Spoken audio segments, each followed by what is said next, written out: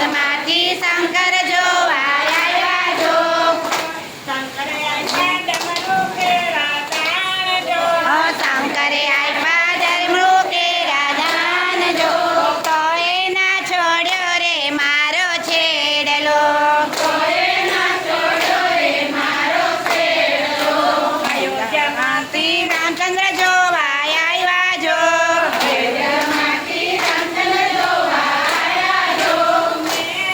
જાણ્યું કે રામ છોડાવશે